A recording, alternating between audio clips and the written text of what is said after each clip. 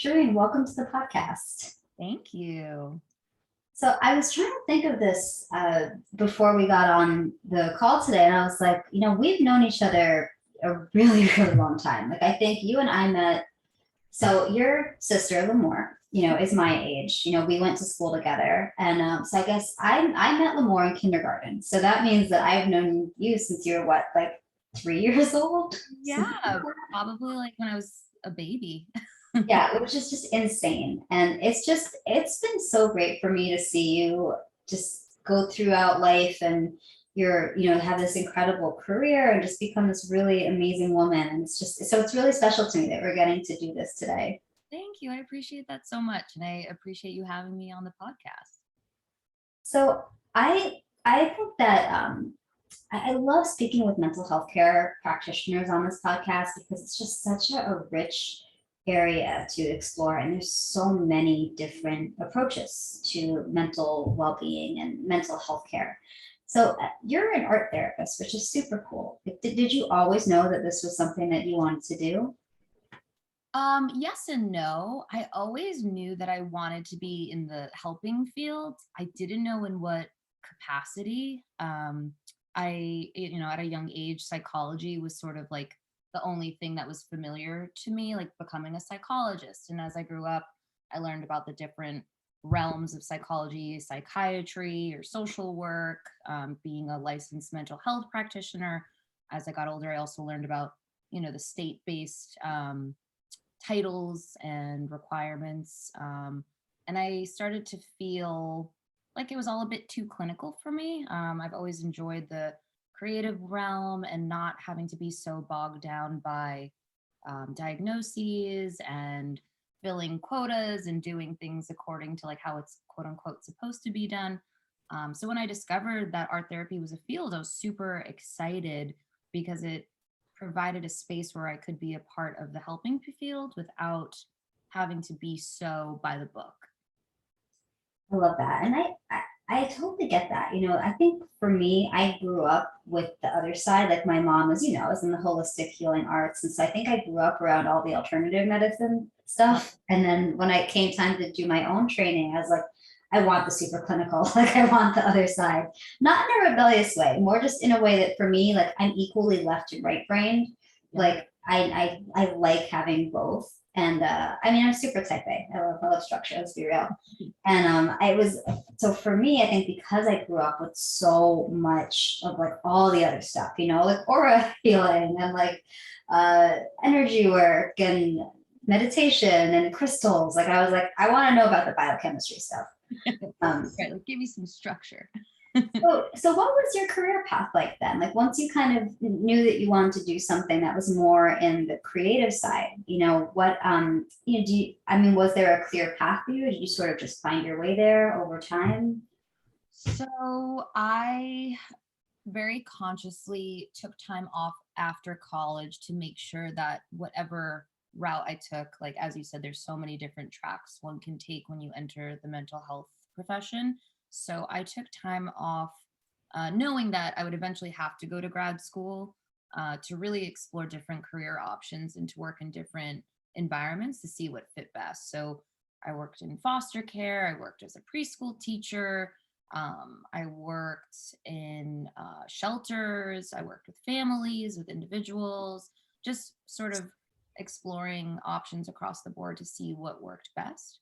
I think that's also where I sort of solidified that the clinical approach wouldn't work for me. A lot of the programs I worked for incorporated art, and I saw how impactful that could be on such a variety of populations. And I was like, okay, I think this is it. And that's when I started to fine tune my search for grad school programming. And then that sort of helped to narrow down what art therapy programs were out there. I ended up going to Pratt in 2014. I graduated in 2016, and I graduated from undergrad in 2011. So there was a decent gap from college to grad school, then graduating, and really just found my niche. And also sort of began to learn how much I wanted to have my own practice, because even in the art therapy world, there's a lot of clinical rules and limitations when you work at different agencies. So the ultimate goal sort of evolved into being able to create my own rules and figure out how to create a practice that fits clients' needs in a unique way.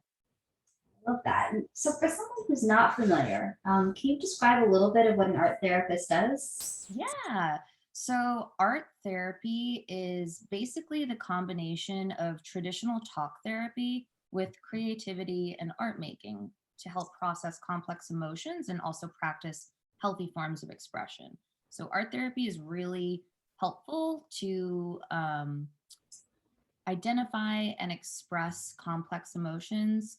It increases self awareness and self worth, and also helps to decrease a lot of stress and anxiety, as seen in decreases of cortisol levels. Um, it's really just such a helpful way to access different areas of the brain to process, trauma, to process complex emotions, to process what we're experiencing, what our behaviors, feelings, thoughts look like, so that we can evolve and figure out what best serves us. Super cool. I got a question from a listener about this. They wanted to know what are some of the, and I think you just hit on a few of them, but are there any particular conditions or issues that art therapy is generally considered most helpful for or often recommended for? Yeah, I love this question because I think a lot of people think that art therapy is, for children, or like my favorite was one time somebody said, "Oh, so you provide therapy for artists?" Like, That's great. like, I no, love it. not exactly, though that would be a really cool niche field. Yeah. Uh, but so talk therapy can be really difficult for many. Trauma is stored in the body, and it implicates the area of the brain. I think it's the left frontal lobe. Um, and it's known as the Broca's region, which is responsible for motor functions involved with speech and language production, which basically means that it can be really challenging for someone to speak about their trauma and have the opportunity to identify, process, and release it in a creative way can yield tremendous results. So, on a neuroscientific level, art therapy is a really powerful way um, to heal from trauma. Um, but beyond that, it's not just like the way trauma affects our brains and nervous system and functioning. It's also the cultural and societal norms of like not being able to talk about our feelings, or feeling that shame or guilt for even acknowledging that we need support or we're struggling. And I think being able to have a medium where we can have some separation, like the artworks can speak for itself, or our creative process can provide some insight into what we're feeling and thinking without having to present it, can be a really helpful way for people who might not feel comfortable enough with speaking to their issues just yet. Yeah, that's so meaningful because I feel like in today's world, and it's so interesting to me that it's still this way. I feel like it's Mm. 2022, and like we've come far in a lot of ways when it comes to mental health care and destigmatizing it. But at the same time, like I feel like the idea of what mental health care looks like is still so narrow. Like I Totally. still in my late 30s, I'm having to like, defend my mother's hypnotherapy side of what she does. Like I people who are very open to other treatment modalities, they're like, oh, that's a little too out there for me. And I'm like, it's really not. Like it's really like it's relaxation and guided meditation. And but I think there's still this idea that therapy, like valid, mental health care is talk therapy or like psychotherapy or CBT is like, and those are really wonderful tools, but there's so much else.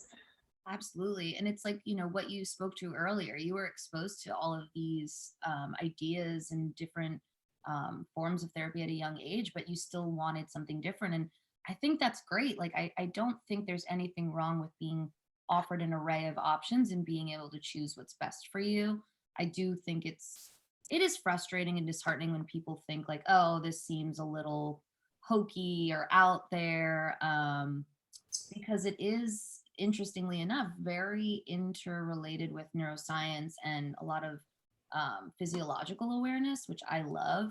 And interestingly enough, in our field, I personally find that a lot of art therapists either fall into the very like hokey category, or are very like science driven. Of course, that's an exaggeration or a polarization, but it's interesting to see that sort of variety within the field itself. And I try to keep that balance so that you can maintain some of the magic but stay grounded in the information and facts. But it is interesting to see how people respond to that differently. I love the way you phrase that because I think, yes, that grounding is really important, especially when we're talking about our mental health, but like that magic is really, that's a big deal. Like we There's should, a lot of healing in the hokey stuff. yeah. Oh, to be honest, like throughout my own life, like I've seen Western doctors for things, I've seen alternative healthcare practitioners for things. Like there have been times where the quote unquote hokey stuff has actually helped me so much more than the Western medicine thing. Absolutely. And it's great when we can, like you said, choose and use the modalities that best suit us in that point in our lives. Different times we need different things, and the balance that works for one person is could be so different from what works for the other person. And choice is really, really valuable. Right. So with art therapy, like I know one of my very first jobs out of college, I was worked for a little music PR, which is a really interesting experience. I just needed to pay the bills, and I learned so much there. But ultimately, that was not the career path for me. But I also had a job working for an acupuncturist as her office manager, and I was like ghostwriting all her marketing stuff and like studying like about Chinese medicine and the mind body connection and food and but in the office space, there was an art therapist, and I remember like seeing her different clients go in and like different like sometimes she'd be like playing the piano with one person, and then like there'd be other stuff like happening with other clients, and like what are some of the different types of art therapy that are out there? I don't know if it's different from one practitioner to the next, or like for someone who doesn't know a lot about that, I'd love to hear a little. Yeah. So I definitely follow or meet the clients where they are based on their needs. So there are so many mediums and techniques that can be used in art therapy, from like writing to scribbling to drawing and painting, ceramics, weaving, long-term projects, short-term projects. So for me personally, I try to meet the clients where they are by providing directives and ideas that help them to process or suss out complex feelings. So, like, for example, if I have a client who's high stress or high anxiety, perhaps I'll introduce weaving into sessions to give them something to self soothe. That repetitive action can increase that flow state and a state of relaxation. So, that's an example of using art as a therapeutic technique within session. Sometimes you can use a directive or assessments, which are like research based art therapy directives that you have to give in a certain way. Um, One of my favorites of which is the bridge drawing, which you basically give somebody a piece of paper and a utensil and say, draw a bridge going from one place to another, and then ask them to include themselves anywhere on the bridge. And it's a really helpful projective assessment technique where you can kind of see like where they are coming from and where they want to go, and where they sort of envision themselves within their lives. So, for example, if they are under the bridge, perhaps they are avoiding, or perhaps they're not ready to face certain things in their life. The angle of the image can kind of depict how much power or autonomy they feel, based on their perspective in life and what they have control over. There's never, if this, then that. Everything is different and unique. But as you, I mean, obviously within our training, but also as you continue honing in on your clinical skills, you kind of learn what questions to ask and what to look for, to kind of diagnose, or I don't like the word diagnose so much, but to explore the image a little bit more to better understand what's happening with the client. Yeah, that's really cool. Yeah, thank you for sharing. That's a really fascinating exercise. Yeah. Something I really love about your work is that, and you've spoken about that, how much you focus on the intersection between physical and mental wellness and how nutrition factors into that, which, obviously I'm biased, but I think that's such an important thing to pay attention to. What are some of the ways that you've seen this show up in your clients' lives? For sure. So I think one of the best ways to assess our lifestyle is to examine three things: our eating habits, our sleeping habits, and our physical movement habits. it's so helpful to kind of gain an understanding of how a patient approaches sleep, how a patient approaches physical movement, and how a patient approaches eating and nutrition in order to understand what areas are serving them and what areas might need work.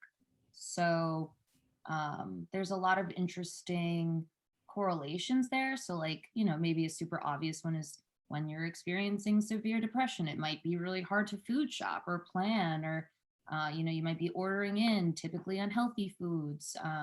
So it does show up in different ways. Sometimes you might have a very high strung client who is suffering from disordered eating and eats in a very controlled way. It's there's always an interesting correlation there. You just have to kind of do the work to figure out what it is and see what incremental changes can be made to help a client get to a healthier space, which is always, people are like, well, what is a healthier space? Well, Right. that is like identifying what's problematic or what needs improvement. Maybe it's more structure, maybe it's less, and then figuring out an efficient and effective way to implement those changes. I love that. I think, and I think to your point, it can be different for different people, more structure, less structure. I like that you said that because I think, we live in a culture of extremes, especially when it comes to food and exercise. And I cannot tell you how many times like I've had to tell someone like, no, like we're not going to take away all the foods you love. Like that's not what this is about.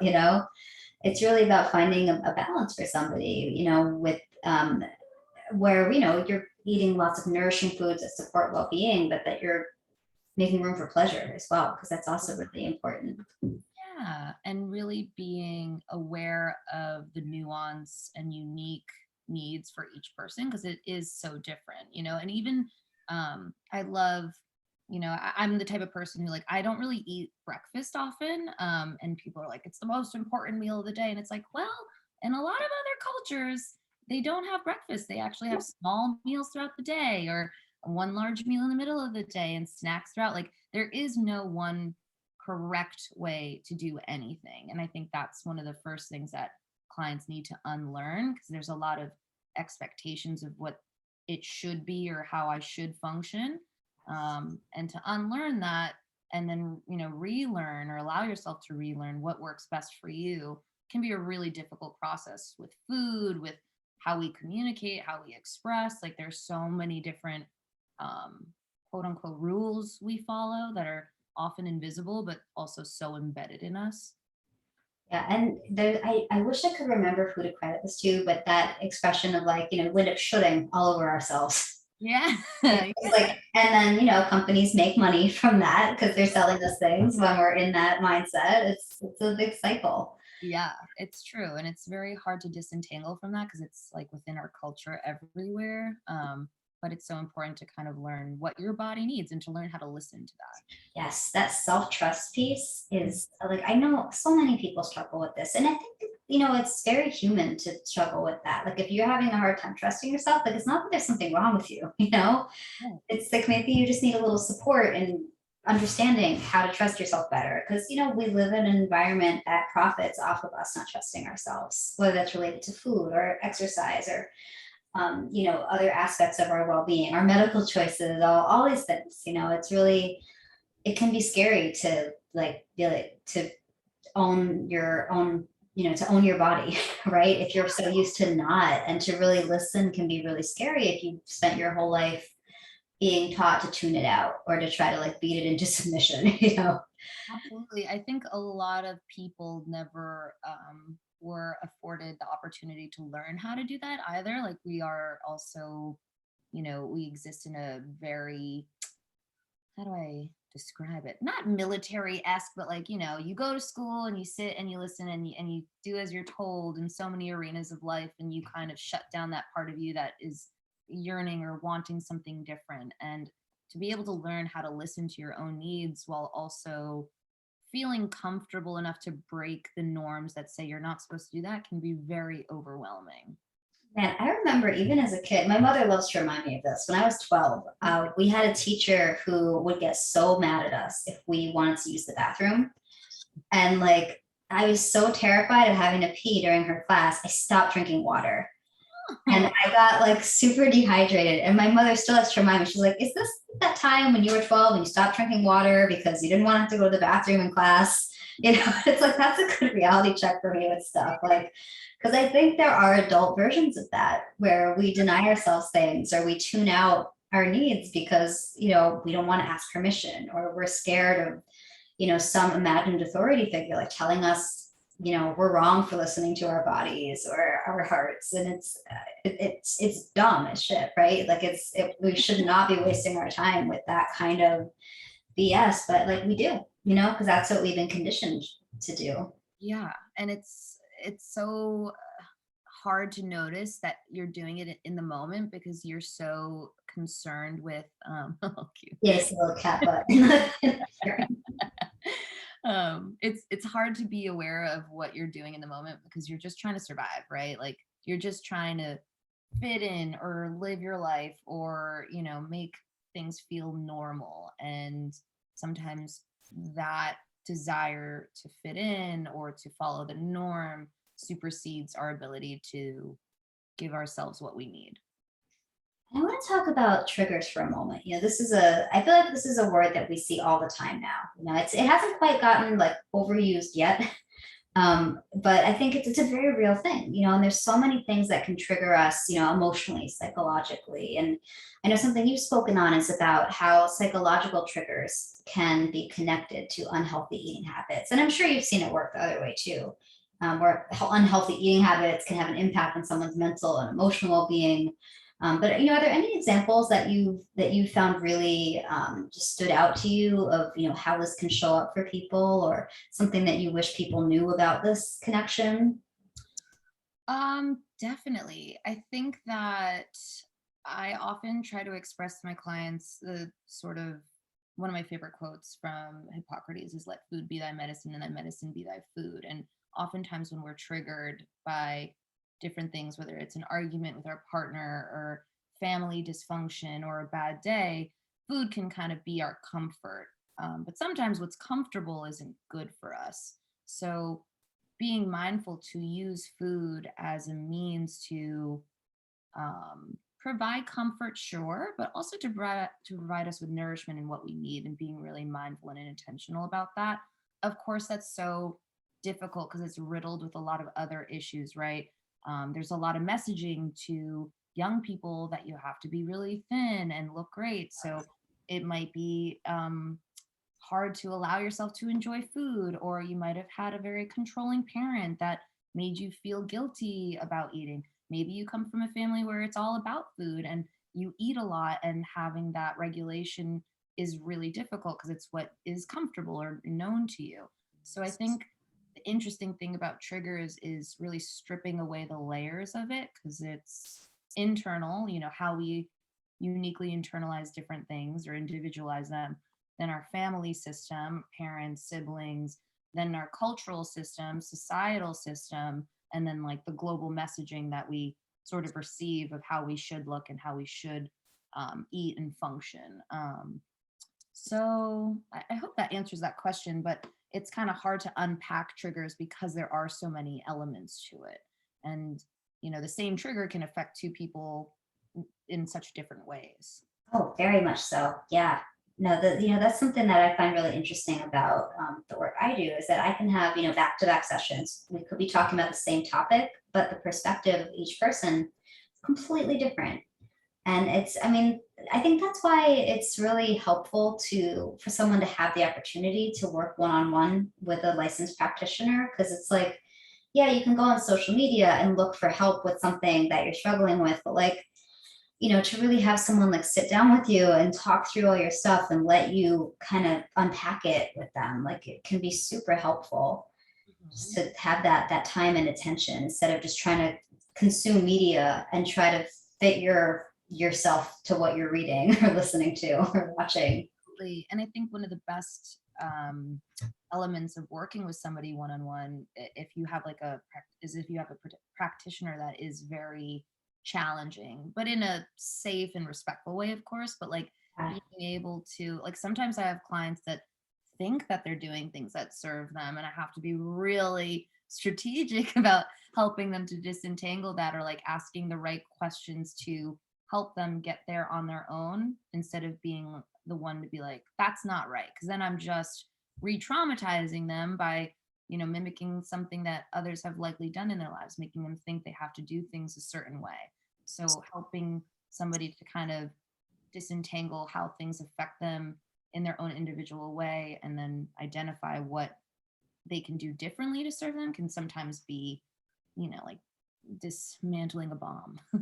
Right, that's a very accurate way to describe that feeling. Like when you have to call someone out on something, but in a very gentle way, in a constructive way, but like as you were saying, like kind of guiding them and like letting them come to that realization instead of you saying, no, that's wrong, or yeah, mirroring something that someone else said to them, before. And yes, it can definitely feel really fraught. Like I think the more continuing education that can be offered to people in our field about that, like the better. I mean, you learn a lot on the job, but it is a really delicate art. And I think like having a practitioner you have good chemistry with is really important for that too, because there's so many different styles, right? Like some people really want one thing with, and yes, there are people that really want that militant, approach. There's others that need a much softer approach, and there's in between. And and like it's funny, like I don't know what it's like for you, but my background, which is very a lot of holistic, but also very clinical. And like there are some patients I am super clinical with. They want to hear all the big words, they want to know the biochemistry. And then I have other patients where like we talk about crystals and like energy work and aromatherapy and a little bit about food too, because I mean, I'm an RD and a health coach. So it's all, we talk about food, but also sleep and exercise and stress and emotional well-being, not from the perspective of like a, therapy, but just how are you doing? What's going on? Like, Love that. You have to be comprehensive because everything is connected. and so something I think you have a lot of insight on is just taking approaches to, confront these different challenges and bringing an emotional awareness to someone's approach, in terms of like their eating or, other habits that are impacting their well-being. Um, what are some of the ways that you have found to be really helpful in guiding someone on that path? For sure. I think, firstly, because the awareness building aspects or, identifying the issues can be really complex emotionally and also super abstract because it's, things that happen, but also how they affected us and just sort of um, combing through that can be very free floating. So sometimes it's really helpful to pair that with concrete, clear steps to take. So, for example, one of the first things is, developing that awareness of how you approach food and why, so that you can begin to notice when you're doing that in an unhealthy way and finding the awareness and the motivation to say, okay, I'm doing it. What can I, how do I stop myself and do this differently? So some of the concrete steps are practicing building that awareness and developing like a ritual or a practice to help curb that. And with neuroplasticity, we know that it is possible to rewrite neural pathways in our brain and reroute our behaviors and patterns, no matter how ingrained they might be, which is really hopeful and powerful. And I love to share those bits of psychoeducation with clients because I think that also is very grounding. So it's almost like a checkpoint, right? And sometimes I'll encourage them to take deep breaths or first go and have a cold glass of water. Maybe it's to stretch or to lay flat on the ground or to go for a walk. Um, yes, of course, sometimes you're busy and you can't always afford, the time to do these things. So for clients who are exceptionally busy, I encourage them to just focus on their breath. It is the one thing that is always afforded to you, no matter how broke you are, no matter how busy you are, you can always, find your breath and focus on that. And then some other concrete steps that are helpful once you find that grounding after noticing the behavior is to shift your behavioral pattern. So maybe that means every Sunday is now a food shopping day. Maybe a goal is to Pick out a meal that you want to cook for one night of the week, or maybe it's to stock up on healthy snacks in your house so that when you are busy or overwhelmed, you can have access to clean food that is good for you, that's also like rewarding and comforting. So just really being mindful to being aware of the negative patterns and creating new healthy ones to address whatever issues you're experiencing. Yeah, I love that. Well, I'm obsessed with habits. So like I appreciate that, you make it a gradual approach, and starting with building awareness. Like, because I think, yes, it's a cliche to say that awareness is the first step. It's a cliche for a reason. Like, that's very valid, Right. and I appreciate that that's, a part of the conversation. Because I do think people think that they need to be, they need to show up and then suddenly just like be healed, like, and that not give any weight to the incredible amount of work in between, and that journey, again, that cliche of the journey is the destination, but like, on that path to, you're building awareness, you're shifting habits, you're developing new habits that are sustainable. Like, you're learning so much about yourself in the process too. Right, right. I often talk about the art of noticing with clients, and really it is about mindfulness or being conscious about what we're doing without using the mindfulness buzzword. Yeah. But Hashtag. like notice when you're hungry, notice when you're eating, how quickly you're eating, notice when you feel good, notice when you feel bad, like giving yourself the space to be more present, to assess what's working and what isn't working. And whether it's food or family issues or relational issues or whatever it is, like noticing and building that awareness is always the first step. Yeah, I love that. And so for, we've been talking a little bit about this, but for somebody who is really, working on, healing something or developing new habits, what are some of the ways that you've used food and eating as integral parts of treatment? Yeah.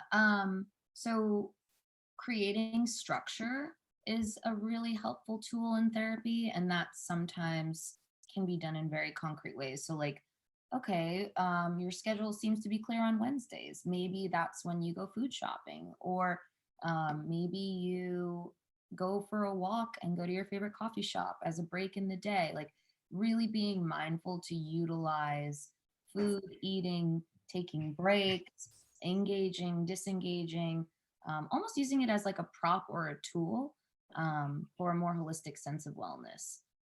Maybe your morning walk is really helpful for your mental health, and then you get yourself a pastry or something. Just creating structures and routines based on things that make you feel good, that also serve you when it comes to physical health. Yeah, I love that you put the emphasis both on what serves you, but also what makes you feel good. And I think sometimes it's lost in our culture that those can be the same thing. Right, right. I find it so weird when, I encounter like this idea that like all things that are pleasurable and that make us feel good are supposed to be bad for us. Like, that does not compute in my brain. Like, I feel like I end up doing a lot of education around that. Like, Yeah. it's good for things to feel good. Like, I, And I think that does introduce a lot of other issues that are very poignant, like self-control. Sometimes, yeah, like things that feel good are okay, but not when we do it too much. And that is something that I often see, like that indulgence. And I mean, we're human, we're flawed. We sometimes indulge just as much as we sometimes deprive ourselves of things. But again, the most important aspect of healing is finding that balance. Maybe on your birthday, you go ham and have a huge slice of cake, or maybe the whole cake, like sometimes that happens. But it's important to practice like grace and understanding that everything exists on a spectrum. And if you're having issues with self-control consistently, or if you're having issues with self-deprivation consistently, then that piece needs to be examined, because it doesn't have to be all or nothing. And I think sometimes people fall into that very polarized place of like this or that, everything or nothing, black and white, and that can be a dangerous space to live in. very much like I had a patient years ago, and I talk about this all the time, like who came up with this mantra for themselves when they were on their path to towards a goal that they were working towards. And that mantra was, I choose my moments. And I just thought that was the best because it's like, yeah, like getting to that sense of ease where you decide when you want to indulge in something and it's not a big deal, it's just, it's a mindful indulgence, it's a choice you make. And it's a good time, then you move on and you're still reaching your goals. Like it was a beautiful thing, and it really was so helpful for them that it's something that I've continued to just tell that story to patients and clients ever since, because it was just so powerful. I love that. It's also such a empowering tool to give yourself the autonomy of choice to say like I'm going to allow myself to decide when I get to do whatever I want. Yeah, and so while we're on this topic of choice and just understanding every person is different, but what are some of your personal like favorite feel good foods or things that you just really love that you feel serve you really well? Yeah. Oh my gosh. I so my partner and I were very opposite in our eating habits. He's like cooks a proper meal, sits down at the table and eats, and I'm such a grazer. Like I love to just camp out by the fridge and eat whatever looks good. So knowing that that's my style and approach and that's what I'm comfortable with, I love to have healthy grazing, foods available. So typically that's like hummus and fresh veggies. Or other like dippings. I'm Middle Eastern, so I love labna and baba ganoush and other things like Yes. that. It's like so nourishing, so flavorful, so light, but also not filling in a way that you feel overloaded afterwards. But I just love a crispy, healthy snack and knowing that I'm enjoying it, but it's also good for me.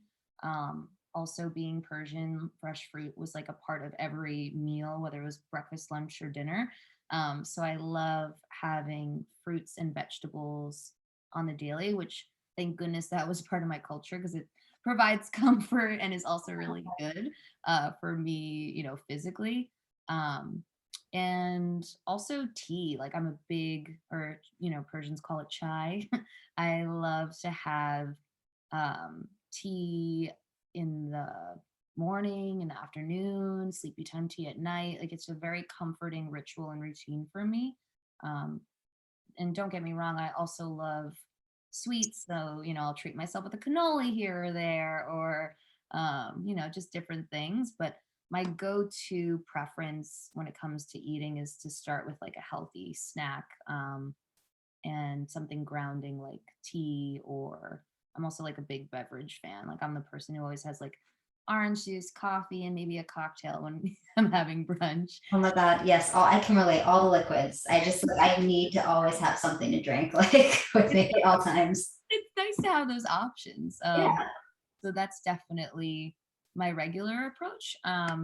When it comes to more like substantial foods like meals, I love actually a lot of like lighter meals, a lot of Mediterranean tones, maybe like a lot of fish lately, especially coming from Portugal, a lot of good seafood. Ugh, But yeah, those are the things that really make me feel grounded and comfortable and full and satiated. yeah, awesome. Thank you for sharing. I always love hearing what does it for people because we're all so different. And it's fine. My husband and I have pretty different eating styles as well. Like he grew up in the Midwest, I grew up on the East Coast, but like his just eating patterns are so different because like for years he worked in bars till like 4 in the morning, So like he's used to having to eat standing. Even now it's been a few years, like he still will like eat snacks all day and then he's like not super hungry at dinner time. We've kind of over the years had to figure out like a rhythm that works for us and like whether it's like it's an art. I mean, I know you just got married, but like figuring out meals with a partner, and finding things that you both can enjoy. Like I know we definitely do a lot of flexible things where like we're using the same components, but like maybe mixing up the protein that's being served with it, or like maybe like there's a grain that he likes and a vegetable I like, and the other one might not eat so much of the other thing, but like who cares? We're having dinner together. Like that's the important thing. Yeah, I think that's the piece that's most important, like making time to be together, and like food is usually the centerpiece of that. It's just hard to figure out the details of like what is actually on the plate. Yeah. Oh no, it's, and there are some times when it works, and other times you're like, oh well, like, we always have backup stuff in the freezer because it's like it's That's just smart. Yeah, for sure. And it's also interesting, like something that always shifts for me is like the seasonal cravings. Like I just can't really eat heavy foods in the summer because I'm just like I love the heat, but it changes my diet. And then in the winter, give me all the stews and like I mean, I love soup at any time really, but it's funny how your cravings shift. oh my gosh, they shift so much. It's kind of cool. I mean, it's weird, but cool. And it's totally normal. Like as humans, there's so many aspects of our health that shift with the seasons. And it's interesting that like I'll see people like get like angry with themselves for craving carbs in the winter. And I'm like, well, hey, wait a minute. Like our body uses carbohydrate to create serotonin and like regulate serotonin levels. And when we have less daylight, our serotonin levels take a dip. So if you're craving more carbs when it's dark out and your serotonin levels are low, like it's not a willpower thing. Your body just wants a little help, like feeling better, and it's like being able to shine a light on that and be like, oh, so okay, maybe okay, so there's another way I can maybe respond to these cravings. Yeah, it's so helpful to make it make sense for clients, and I think psychoeducation often does that. Like people have a lot of beliefs or expectations on things, and sometimes they're just not even rooted in reality or fact. So providing them with like concrete information to help make sense of whatever they're feeling can be really empowering because it's not as alienating and isolating as they might have thought it was or originally felt. Yeah, cheers to that. That's so important. Yeah. Even I'm thinking of like, how food like food needs change seasonally. Also how different cultures food is used or, utilized differently. Like in a Yes. lot of cultures, food is just fuel. It's not supposed to be something that's enjoyed. And in a lot of cultures, it is an art form. It's the centerpiece of family time. And I think that's another fun element to sort of dissect to see how food was used and what it means to you based on your upbringing and your cultural background. I really love to talk with that about. I love to talk about that with my patients because I think something that my field gets wrong sometimes, and I think they're working to correct this, but there's been a long history in the dietetics field of really a lack of cultural competency, and Mm, that's something that I think the field is actively working to improve. mhm. But yeah, like I've gotten frustrated at times when we'll see like diet recommendations for disease risk reduction, and it's like they're showing the ideal plate, and it's like you have to eat a Mediterranean diet, but like then you're talking to somebody who's from a different part of the world and grew up differently, and it's like you can't tell them that your foods are wrong. Right. It's like you have to shift the conversation to be more like these are the reasons that researchers believe this diet pattern is so health promoting, and what's a way that we can apply those principles to other kinds of cuisine, instead of being like, well, you grew up eating white rice with every meal, like you have to stop that. Like, no, they don't have to stop. You don't have to stop that if that's what you've been doing your whole life. It's like you figure out a balance that works for you and supports your goals in a way that's still authentic to how you grew up and the traditions that you want to uphold. Absolutely. Those healthy shifts, like finding ways to accommodate or, just shift into a healthier space. So, a question I ask everybody who comes on here, just because I love, there's so many different ways to answer it. But what's a product, service, or practice that has made a meaningful difference in your well-being over the past year, or just something that you've been just found really awesome for you? Yeah. For me, being mindful to ground myself through drinking water, through breath work, and through stretching has been really helpful. I feel like, especially during the pandemic, living in quarantine, I felt super stagnant and lethargic, like a lot of other people experienced, similar feelings. And I think it was really helpful for me to find movement even in the stillness. So, focusing on my breath, making sure I'm in control and self-regulated, making sure I'm hydrated.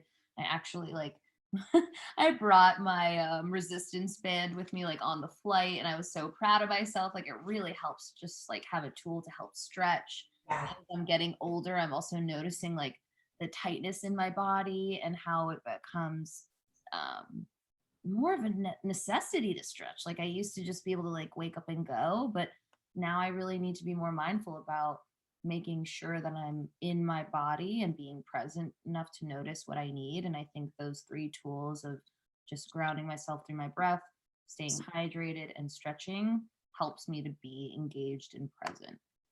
I love that. And what you said about being in your body, that is so important. Like, yeah, if I could go back in time to my younger self and give her some advice, that would be on the list. Like, I'd be like, move more, drink some water.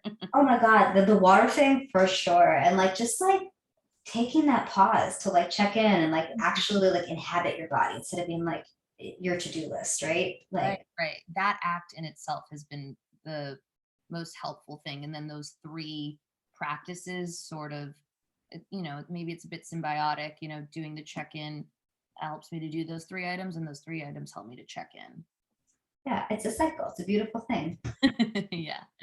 So another question I always ask everybody, just because again, like it's so open-ended and there's so many different interpretations of this, but what does healthy living mean to you today at this moment in time, like at this exact hour? Like what would you say that healthy living means for you?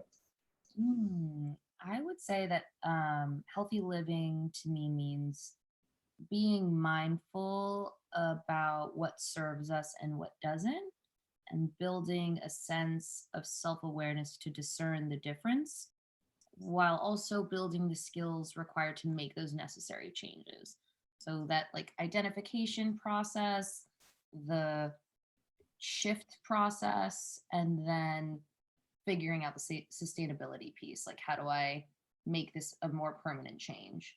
Because I think in my past, when I used to try to like make shifts to be healthier, maybe I'd have a go at it and it would be like a month and then I kind of regress back to where I was.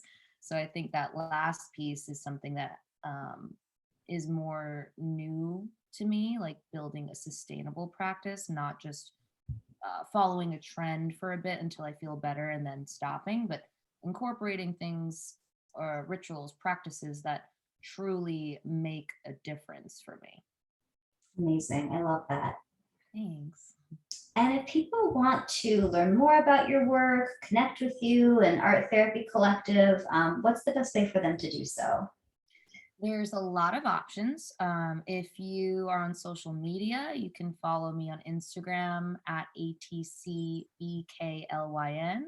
or you can explore our website, arttherapycollective.com. You can feel free to reach out via email or DM via social media. But those are probably the best ways to reach out, and also to learn more about the practice. Beautiful. Well, we'll be sure to link to all of that in the show notes. Awesome. Thank you. I appreciate that. Yeah, so Shereen, thank you so much for coming on the podcast today. It was so great to have you. Yeah, good to see you. Thank you for having me. Yeah, so, and all you guys listening at home, I hope you enjoyed today's conversation. If you like what you hear, please consider leaving us a review on Apple Podcasts or send the podcast to somebody that you know would benefit from it. And as always, send me a DM if you have questions, thoughts, want to hear certain topics. I'm at Jess Cording on Instagram. You can always visit my website, jessicacordingnutrition.com. So always, guys, have a wonderful day. We'll talk soon.